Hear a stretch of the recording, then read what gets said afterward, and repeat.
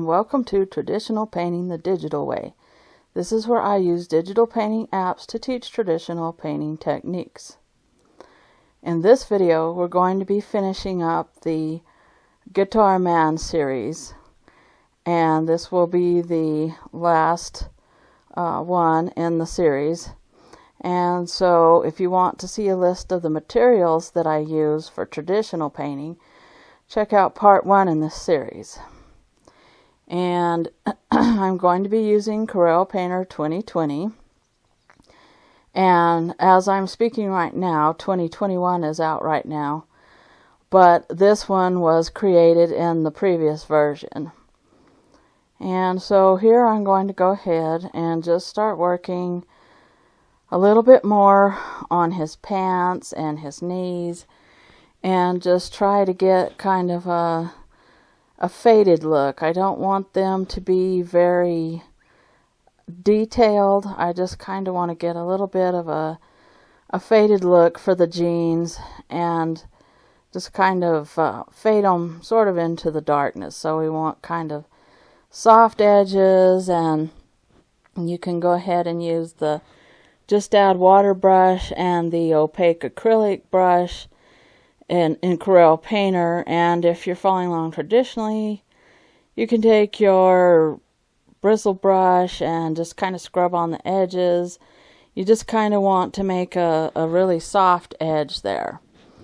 And then I'm just going back and kind of working on the guitar and trying to get the shapes right on the guitar. And you just kind of have to keep doing this and keep working on this, because it just takes some time to get the details right. So I'm using some of the wood color here to fix the decorations on the guitar, and also to try to get the sound hole to look rounder, and the little designs that go around it. And if you're following along traditionally, you can use your short script brush or a number 3 round sort of to work on these little bitty details. And for Painter 2020, I just like to use the opaque acrylic brush a lot. And so I just want to go ahead and kind of adjust the shapes. This is one of the times that you can actually use pure black paint if you want to. In this painting, because that's the color that's on the guitar. Now you can add a little bit of some shine to it later to kind of make it look like the light is reflecting off of it a little bit. So here I'm just kind of working on the end of the guitar there, and the neck of it, and trying to get all the strings and where the guitar buttons are going to be, and all that, and trying to get it right, because it wasn't quite right. And this is one of the things you have to do, is just kind of work on that and try to keep it straight, because otherwise it won't look right if you get the neck of the guitar crooked. So you can use your T-square for this if you're following along traditionally, or any kind of a ruler. And in Corel Painter they have the straight line tool. It's up there in the toolbar. And you just go ahead and click on it, and you can make straight lines, and make them just connect to the guitar neck there. And that's what I'm trying to do, just trying to make the lines look straight, because there's no way I can draw this freehand without my hand shaking or getting all the strings crooked. So I have to use the tool in Corel Painter, the straight line tool. And of course, if I'm doing this traditionally, I have to use a ruler or something. I just can't do it. Maybe some people can make straight lines, but I have to use a ruler. So here I'm also doing the strings on the neck of it, and trying to get the buttons, the tuners that tighten the strings, and then just kind of writing some to make it look like the guitar brand on there. I'm just writing that on there, and then using kind of it's an off-white color. It's not pure white, but it's a white with a little dash of yellow in it. And if you're following along with traditional paints like acrylics, you would probably use cadmium yellow light and put a dash of that in your white paint there. And you definitely want to use a script brush or some sort of a liner brush to do all these details on the neck of the guitar. And then here I'm putting a little bit of the shadow on the guitar, and you can use that with a purple color, and just go ahead and use dioxazine purple, maybe throw in a little bit of ultramarine blue in it, and kind of just glaze it on. You don't want it real thick. You just kind of want a thin glaze on there.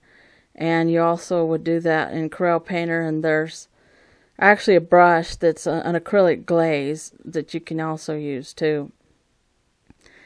And here I'm just kind of switching back and forth between photo references, the one that I've overexposed so I can see the details in it and try to get the correct shape of the guitar. And I'm working a little bit more under his arm and his elbow there to try to get the correct shape on it, and just working on the rounded edges of the guitar.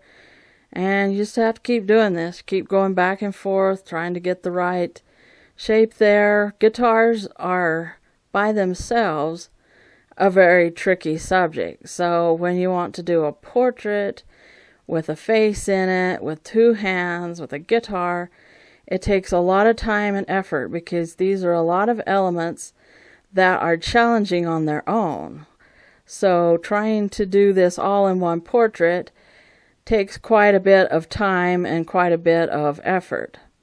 So here I'm just kind of working again on the edges, trying to get the shape right, going back over it with some dark colors, and then going back over it with the light color again, and just trying to get it to look symmetrical and not lopsided. And you just kind of have to keep working at that. And I'm also using the real long bristle here to kind of use a little bit of a light gray color to show reflected light on the guitar there, on the decoration and around the sound hole. And then here I'm just kind of working on the neck of the guitar again, trying to get it to look straight, trying to get all this stuff to be lined up, and make sure that you're looking at your photo reference to see how these things are lined up. And if you have a guitar, just study it also. And so I'm just working on that, trying to get the sound hole to be rounder there, and to try to work on the little white decoration that goes around it. And I'm using opaque acrylic and Corel Painter, and just add water for my blender. And I like to use just add water and diffuse blur and grainy water too. Those are kind of my favorite blurring tools and blending tools in Corel Painter 2020, and in 2021 they have those in there too. So here I'm just kind of going back and forth and trying to get the strings on the guitar to look correct, and right now they don't look correct. So I'm going back over them again, and sometimes you just have to repaint over everything and fix it. There's just no other way to do it. And I'm kind of working on the shadow on his arm there, and again working on the shape of the guitar. And it is tedious, but you have to keep doing that. You just have to kind of go back and forth and work on these details and try to correct them. Step back from your painting, look at it, see what it looks like in comparison to the original photo there, and just see what you need to do there. And you have to keep constantly doing this. And here I'm working on the hat again, and working on his glasses and his ears a little bit. Just trying to get a closer likeness. And then the thing that I left for last is this hand. And it's going to take a while to get the hand done. Like I said, all these elements are hard to do by themselves. Hands are hard to draw and paint by themselves. Faces are hard to draw and paint by themselves. Musical instruments are hard to draw and paint by themselves. So when you put all these into one painting, it really takes quite a bit of time and effort to actually get this done. So here I'm just working on his fingers, and I'm trying to see what it looks like from the photo reference, and you can't really see it there, but it looks like he's got his fingers kind of folded under against his knee there. And so that's tricky, because you've got to make it look like his fingers are whole, like they're not cut off or anything, but they have to look bent. And so you've got to really work at that, and you have to look at the placement of the knuckles. And here I'm using a light brown color kind of for the knuckles and the fingernails. Probably if you're following along with traditional acrylics, you would use burnt umber, perhaps a little bit of burnt sienna with some blue in it. And definitely you would be using your script brush, your short script brush, or your number 3 round brush, because this is the detail work that you have to really get into. And so I'm just working again on these fingers, and even with the overexposed picture, it's hard to tell what's going on there because it's pretty pixelated. So this is another reason why it's good if you can take your own photo references and really use a high resolution when you take them. So right here I'm just kind of guessing, and I've got enough information that I can figure out what he's doing, but it's tricky, so I have to keep going back and forth with the shadow color of his pants, which would be kind of an ultramarine blue if you're following along traditionally with your acrylics, and smoothing it out with the Just Add Water brush, and trying to get sort of a shadowed look there, and make his fingers look like they're bent. So you have to kind of use the shadowed color to shape the fingers, and then you have to use sort of the burnt umber color to go ahead and make the knuckles and try to show the shape of the hand. So we're making progress here, but you just kind of have to keep going back and forth on it, and sometimes it takes an entire day's work, or maybe 2 days work, just for one hand. So it takes quite a bit of time here. And here I'm just adding kind of a yellower color of flesh, and you could probably take some cad yellow light and mix it with alizarin crimson to get this color if you're following along with your traditional acrylics. And so I'm just kind of blending it with the Just Add Water brush here, and smudging it out and smudging that color over the top of the brown color. You're just trying to kind of create broken lines, because you want to give the flesh-like texture and the shadows, and show the knuckles, the shadows that are created by the knuckles and the veins that are in his hand. And then I'm working on his watch. He has a watch, and he also has another turquoise bracelet there, so I'm working on those two. And you definitely want to put in these little details, because that just adds more interest to your picture. And if you're doing someone's portrait, they're more than likely going to want all those little things in, because that's their jewelry, that's the way they dress, that's kind of the essence of who they are. So you definitely want to add those things in there. And I'm just kind of working on the oval shape of the watch. Now, you can't see a lot of detail on this watch, but you can make little indications that look like it's got the hands on it and also the numbers, and just kind of work around on the edge of it and try to get the oval shape because it's sort of foreshortened there on his arm. And then you step back, look, see what you need to do to the hand. And I can tell I need to work on the hand some more. And it gets tedious, all right. So I suggest that, work on another part of the picture if that, if you just get so tired of it and tedious of it, go work on something else like I did with the watch and the bracelet, and then come back to the hand and look at it and study some more and work on it some more. And that's just kind of the way you have to do. And then here I'm working on his shirt and his arm. I've left the hand alone again for a minute. And I'm just kind of working on the shirt sleeve, trying to get the wrinkles and the folds here. And you can use dioxazine purple, ultramarine blue for the shadow color on the white shirt there, and also the shadow color on his elbow. You can use a burnt umber color if you're following along with your traditional acrylics. And then I want to go ahead and just kind of work on the neck of the guitar again. And I decided the strings are all messed up.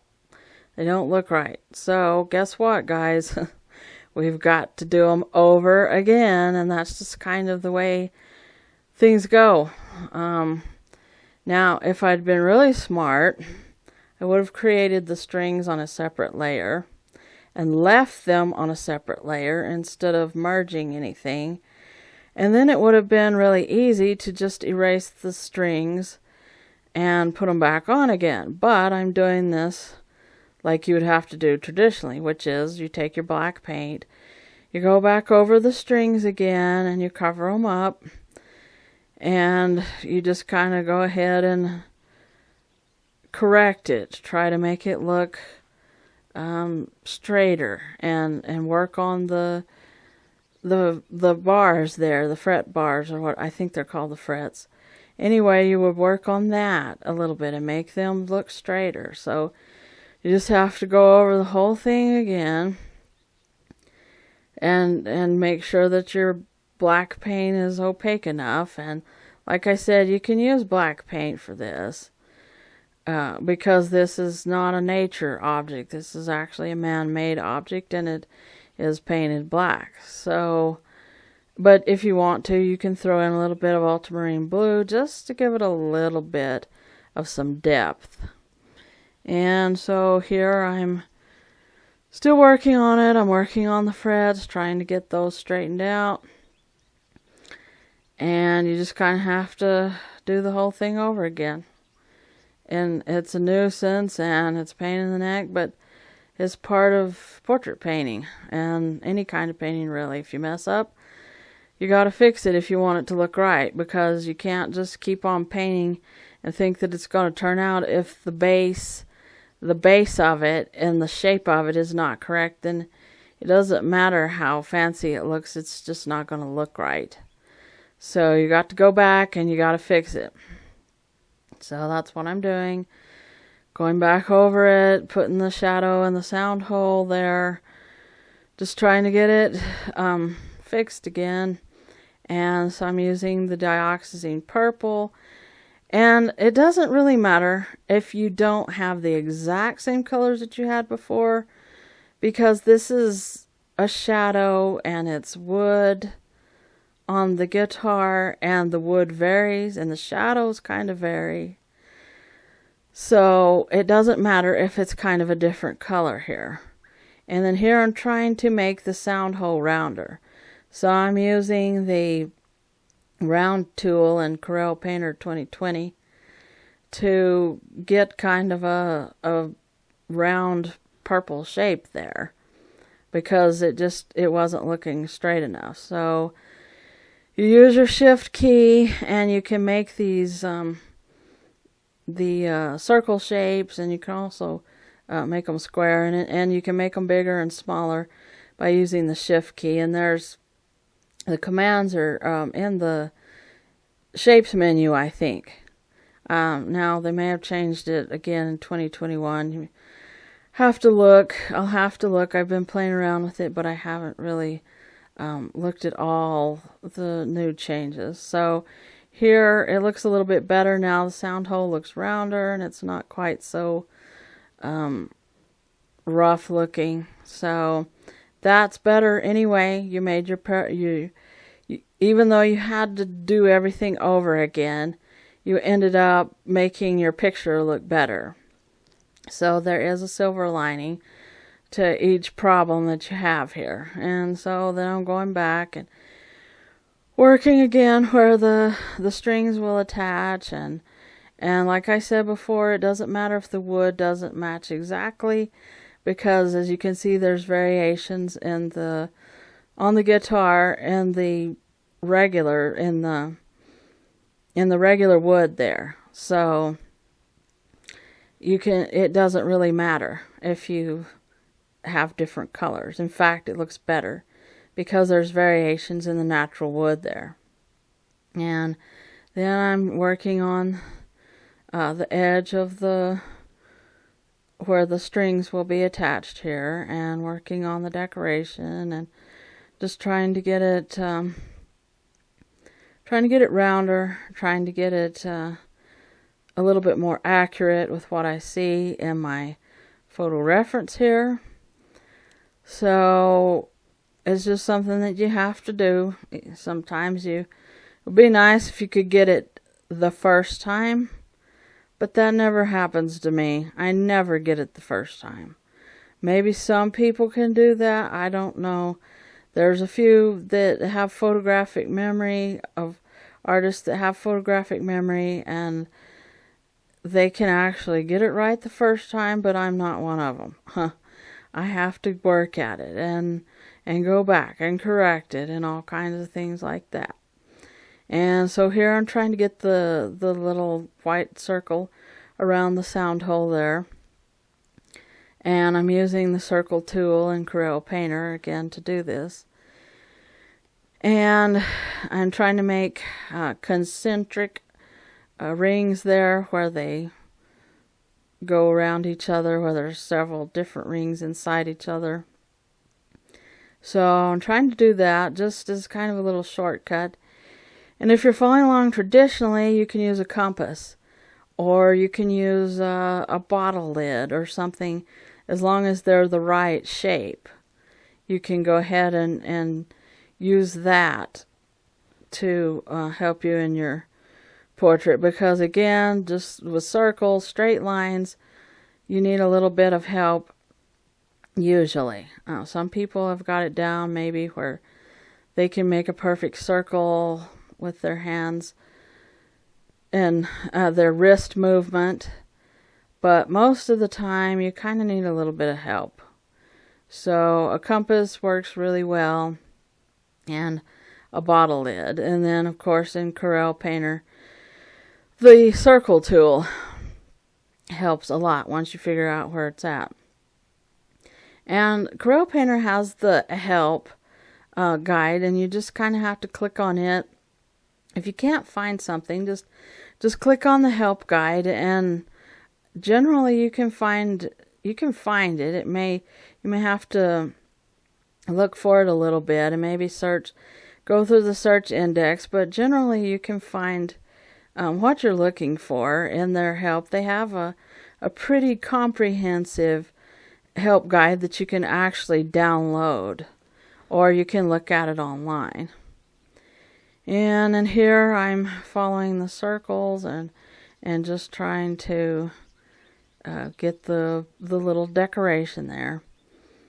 And as you can see, the circles are not solid. They've got little flecks, little decorations there, so it doesn't matter if your paint is not entirely smooth, because it just kind of adds to the guitar there and looks sort of like the little decorations that they have around the sound hole.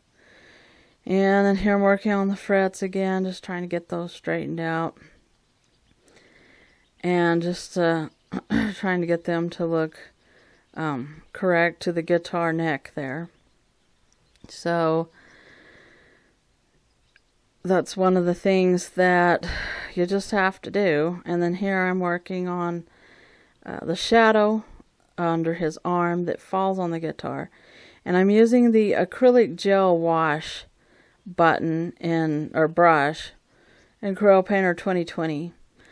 And you can just make a real thin wash of paint if you're following along with your acrylic paints, and just kind of run it lightly over the surface, but not covering up all of the paint underneath it.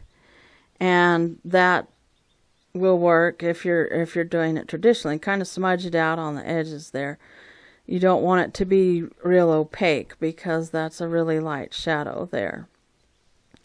And then again, just kind of working on the edges of the guitar, adding a little bit of some lighter color there to give it so that it looks like there's reflected light on the edge of the guitar, and that gives it its round shape so that it looks like it's what would you call it, convex, I think.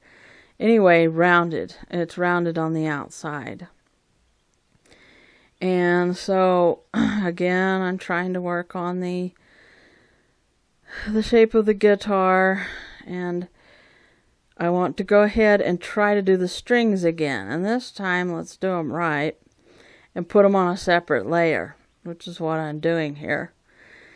And I'm using the straight line tool again in Corel Painter, and I'm also attaching them to the little buttons at the top and the bottom there, like they are made on the guitar. So you want to do that because that shows the accuracy and how the guitar is made. So that's what I'm doing there.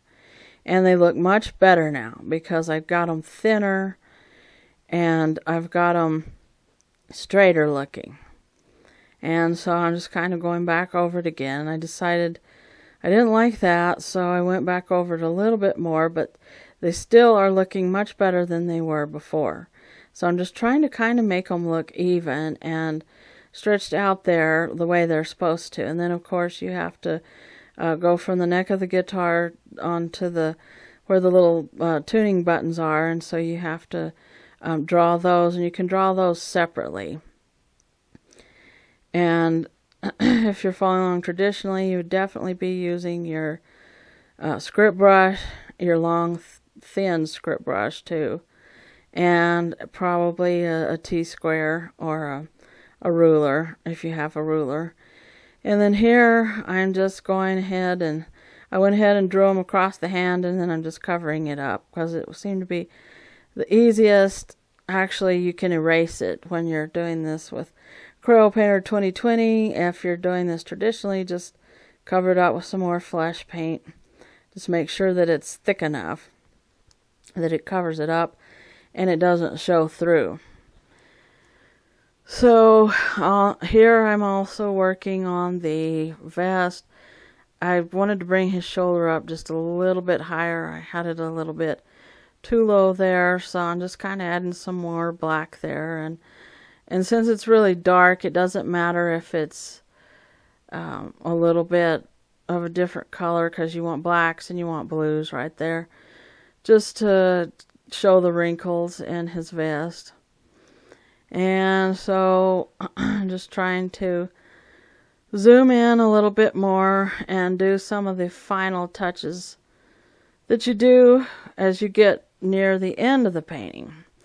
And when you get near the end of the painting, you just kind of do final touches and tweaks. You step back, you look at it.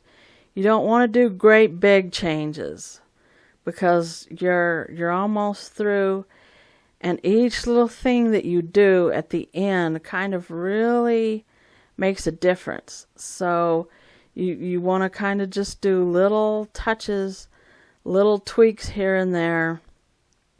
You don't want to say, oh my gosh, it looks terrible, I've got to start all over again. You don't want to do that. If you're at that point, then you need to leave the room and come back to it the next day when you've had some sleep and you're thinking more clear. And then you just go ahead and look at your original photo and step back and just kind of compare and see what you need to do here. And this is what I'm doing.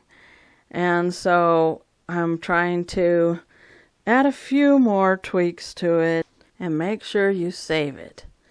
Definitely save it. Of course, you have to save every few minutes, really. And so, of course I do. I just have cut those out for editing, but you definitely have to save often and frequently, or you lose all your work, and you don't want to do that. So definitely save it as much as possible.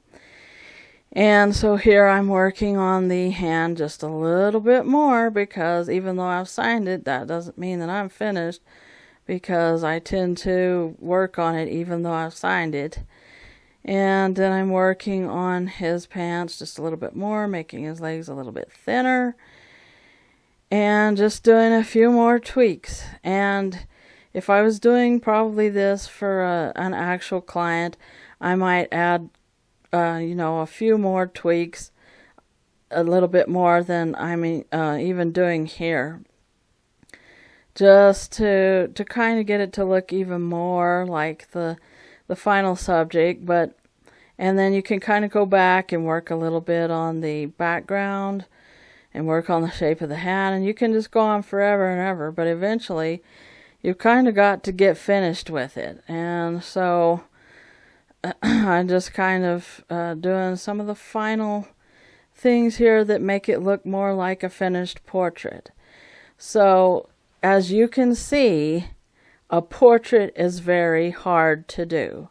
I wish that I could tell you that there's a magical formula to do it, and that you can just whack it out and it's just so easy, and there's just all these secrets and tips and stuff, but there's not. It's just a lot of hard work and a lot of correction, a lot of going back, a lot of going and looking at it again, and just trying to get a likeness. There's just really no shortcut for this. It's just kind of a lot of hard work. And the only thing that makes it easier is doing a lot of them. So that you just get a lot of practice. You just have to keep practicing and doing more and more of them. And then that, I guess, is the shortcut, because it gets a little bit easier after you get used to doing portraits and faces and things. But it's just a lot of hard work, and it's just a lot of practice. And so you just have to keep at it and try to get the best likeness that you can.